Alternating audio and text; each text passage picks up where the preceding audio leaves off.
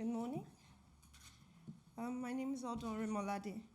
I'd like to say thank you to the organizers and the amazing team of people that have worked together to put up this project and bring me here. The title of my paper was No Size Shoes, Perspectives on Photography and Women in Nigeria. Tranquil, serene, peaceful. These are not words that describe Lagos.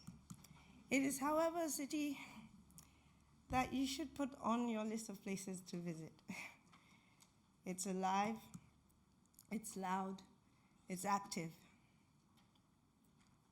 Lagos is the commercial nerve of Nigeria, and it's the central domain of its arts and culture, with particular reference to photography. In this, photography is,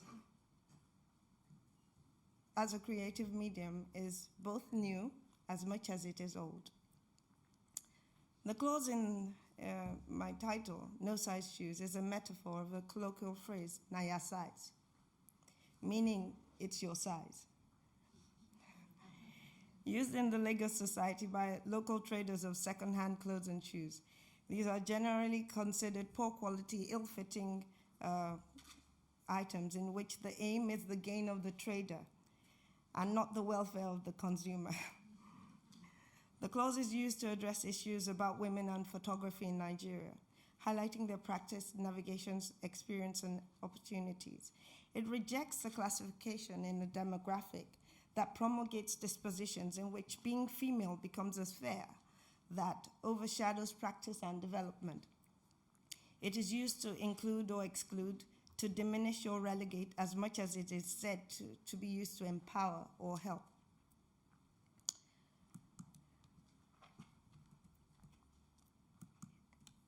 The rejection of the Gender and Equal Opportunities Bill of 2010 in Nigeria, this rejection happened in 2016, is a reflection of the continued patriarchal norms, perceptions, and orientations that inhibit negotiation of life for women in Nigeria. The nation has barely crawled past the issues highlighted in the 1992 edition of the Women in Nigeria document, despite the enormous effort, advocacy, and research of so many. To a large extent, the relevance associated with the status of the average woman in the Nigerian society is that of inferior. The formal and informal systems set in place to promote, assist, empower, engender, and liberate women are in themselves mechanisms that constrict and diminishingly place them under the umbrella of welfare and charity within the society. The anti-discrimination laws provided by the existing federal constitution are subject to a much higher influence of cultural dispositions that are deeply rooted in patriarchy. This demonstrates the orientation that affects accepted definitions of professional prowess by a subversive identity and label of being female. This status quo in the social system translates directly into photography practice. Nigerian photography history prefers archives of precedents in precursors like Jonathan Adagogo Green, Solomon Osage Elonge, and others. There's a long history offered in projects like the Nigerian Nostalgia Project, though photo credits are not detailed in these. Nigerian photography history does not proffer names of female practitioners. This, however, is not evidence that women did not engage photography in Nigeria in early history of the practice, as it's commonplace that these matters may not have been documented or attributed to the individuals at the time. It provides a possible direction in investigative research, Odun. Discussions on overlooked, unrecorded, underrepresented contributions of women on the continent and in Nigeria have become areas of discourse engagements in various projects. The void concerning women in Nigerian photography history can be associated with roles ascribed to women within the sphere of activities in the society. These govern where they could be, who they could associate with, their prescribed accessibility to places and spaces. And breaking through this social situation would have been cumbersome at the time. Though there are living female legends in art history that are icons of mold-breaking examples, of whom are Princess Elizabeth Olowu and Nike Monica Okundaye. The Lagos Art Caucus provides an eclectic blend of developmental experiences for the present generation of women photographers, such as the Center for Contemporary Art. This includes hosting numerous workshops, talks, seminars, residencies, and other projects. There's also the African Artists Foundation, which particularly focuses on photography, with the annual Lagos Photo Festival and the Canon Photography Workshop. There's also the Nelele Institute and the ArtX Fair, amongst numerous other informal platforms. There's a high population of art learners in Lagos. The city is a home base for several formal art institutions. However, the Yaba College of Technology currently is the only formal art school in the metropolis that offers standalone certificate courses focused specifically on photography. They have a dedicated photography section amidst major challenges, and the college is in the process of seeking a formalization of photography in its diploma courses. Some issues that women in Nigeria actually face in their photography practice are this presumed or even engineered vulnerability associated with the female practitioner. There are convoluted yardsticks of achievement in double standards for female practitioners. There is a huge undermining of authority and authorship in the lack of recognition of contributions and overlooking values or even usurping credit. There's a categorization associated with the collaborations if they're done by women. They're called women's events, like welfare.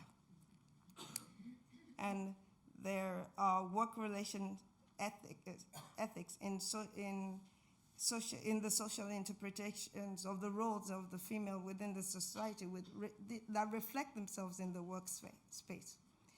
There's a sense of entitlement to the person of the female artist, which it's maybe best to just say there's this sense that anything that is created by her is property.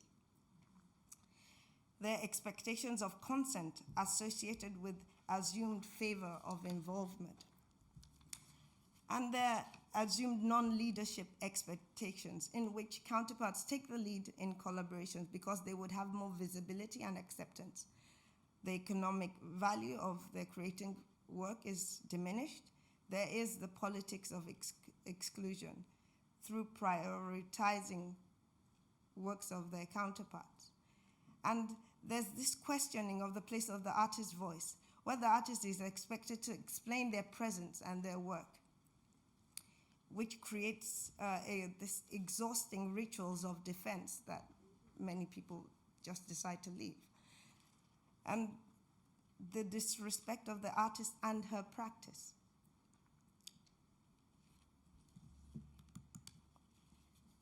There is also claim to the female space, in the space, also by placing right on the voice as the subject and in need of some form of endorsement for this artist, for the artist to flourish. There's situations of objectification that are not generally discussed, but looms large. There is a very toxic masculinity that engenders a propagation of the boys' club biases that sets basis of negotiations. There's a status ridicule in how there's irresponsibility associated with being single and working. And this is just as garrulous as the idea that those of them that are in marriages are supposed to be support structures rather than major practitioners.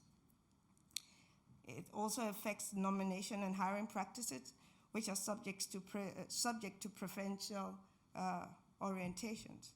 There's a subliminal presentation of the idea of the photographer, the stereotype of the photographer being male. There's a devaluation on collaborative themes, where a consensus on ideas, themes, or perspective in photography projects are bludgeoned by alpha male-driven orientations. The formal structuring of timeframes in production activities, set times, non-flexible agendas, see to it that photographers that are women back out of projects to keep professional integrity and life balance in the social structure. They pass over engagements because of this. And there are fewer residencies and opportunities that cater to practitioners that have families. Okay.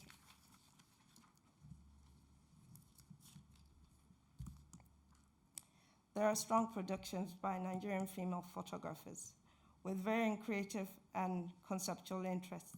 The availability of female photographers proffers other perspectives that provide a more rounded interpretation of the Nigerian experience. The access subject area is generally overlooked or hidden in the patriarchal lens of the Nigerian society. They create space to reevaluate criteria for quality in the interjection of their perspective to practice. They array the feminine voice and gaze in the images they produce or work with.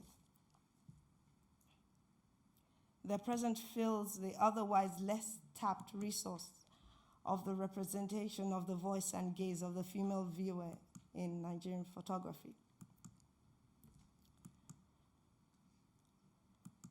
The contribution of industries and learning structures in the engagements and explorations accommodate the prevailing issues concerning practice and the development of women to some extent.